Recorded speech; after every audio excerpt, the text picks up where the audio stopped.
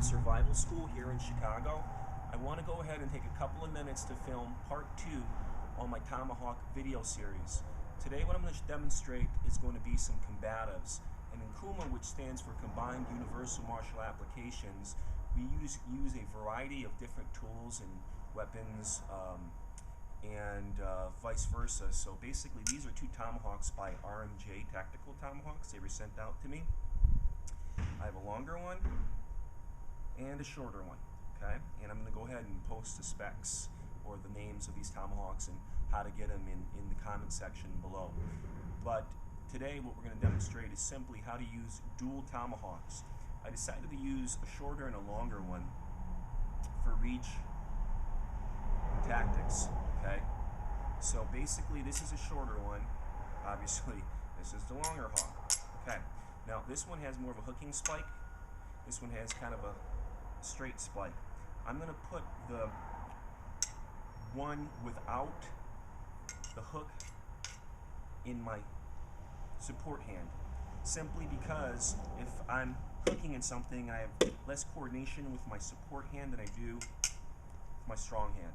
Okay, so my strong hand, if I get snagged up, I have more coordination to pull it out, as opposed to something that needs to just be able to go in and out really fast. Plus, being my support hand, it doesn't, not having the coordination as much, but the strength. So I want a lighter Tomahawk in my support hand as opposed to the heavier hawk in my strong hand. Now, simply with Tomahawks, okay, it's very simple, kind of like a C.U.M.A and Kali or anything else. The universal application is simply going to be angles and reach. Now, when you're dealing with any type of edged blade that can cause a lot of trauma to the body, you want to make sure that it passes your body. You don't want to swing it and hit yourself in the leg, or draw it back and spike yourself in the back and head. And it sounds kind of silly, but I see people do this with nunchucks and chain whips and any type of weapon all the time. They don't know how to rechamber and they hit themselves in the head. And if you've ever played with nunchucks before, you probably bounced it off your head or your body at some point. With something like a Tomahawk, you definitely don't want to accidentally spike yourself or put a big gash. And these RMJs are known through going through car hoods, so they'll go through your thigh pretty fast. So what I'm simply going to do is work my angles. Now I know that in any type of fight, I want to literally disarm my opponent or my aggressor. So in C.U.M.A, what we do is we take kind of a boxing stance so we can learn how to move in and out. I want to use these like a guard, okay? So if a punch comes, I can strike, I can hit the legs, I can chop the legs off simply like this, right? Move towards the legs and the lower part of the body, or I can move towards the arms. Whatever it is, I'm constantly working angles. So if I had here, there goes my fireplace, and strike. That spike can come in and pull, okay? So basically that's what that spike is for, is coming down, ripping or breaching or whatever it is that you want to do. Generally what I want to do is find my reach. In C.U.M.A range 1, your full reach is your first range. Whether it's you're punching and you're kicking, and you're striking and you're slashing. So I might come in and kick and come after, okay? Or I might strike down and follow up. Just like any backup, if this should get caught, I want to make sure that I can come back. And there's all kinds of ways to follow. When one strikes out, the other one is coming back. So this is a shorter range. So this might block, that might come in, and this may follow up. I might go low, high, mid-range, strike. If I want to dig that spike in, I might dig a spike in, and then come back and follow up. Again, basically you want to pass your body. Don't connect your knee. Go around your shoulder, right? I might go 1, 2, cross the head, leg,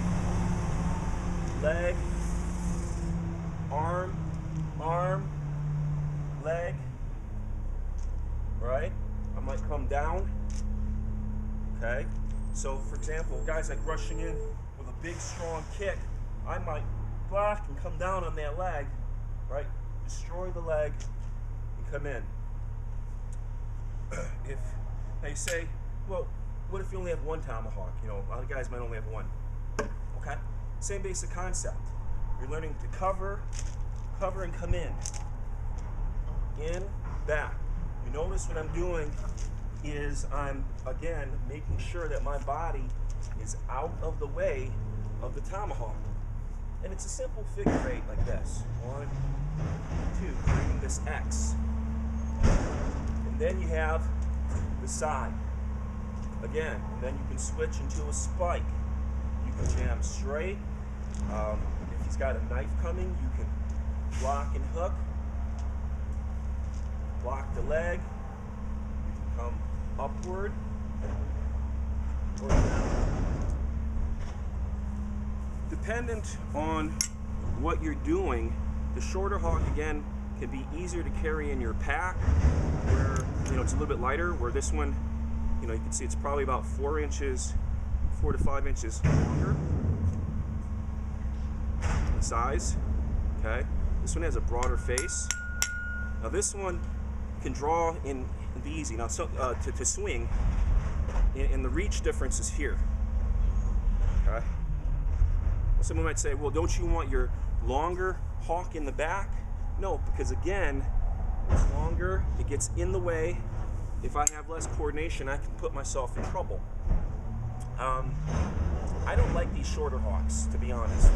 You know, I mean, I find that a tomahawk is a type of weapon that's giving you a reach advantage over a knife. And this is shorter than most of my knives. So I like something like this, so that if I'm blocking a knife or another weapon, I could use even the handle. You know, if the blade or the beard or the spike should miss the knife, I could still use the handle to bust an arm up or hand up to make someone drop their knife or their weapon.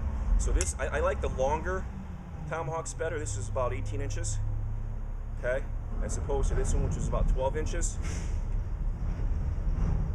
Okay, now this can make a better camp axe to me more than a combat axe. I would not use this for close quarters, personally. I mean, if I had to, sure, but you know, I would actually prefer not to use a tomahawk at all for combatives, if I had a choice. You know, I mean, this is more of a tool for me.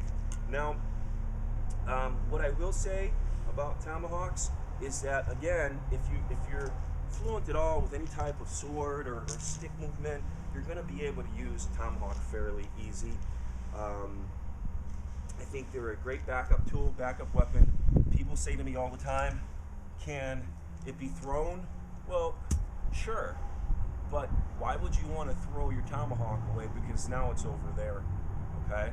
And people say, well, you can throw without rotations or whatever. Again, don't throw your weapon away, don't throw your tool away, because, well, I mean, throwing knives and tomahawks for sport is cool. Throwing tomahawks because your life depends on it is not the greatest idea. So again, it's Wace and Johnny Ty with C.U.M.A Combatives, C.U.M.A Survival School here in Chicago. Check out our website, www.cumasurvivalschool.com. If you want to learn more about combatives, feel free to email us and set up a seminar in your area. RMJ Tomahawks, they rock. Stay safe, stay sharp, stay alive.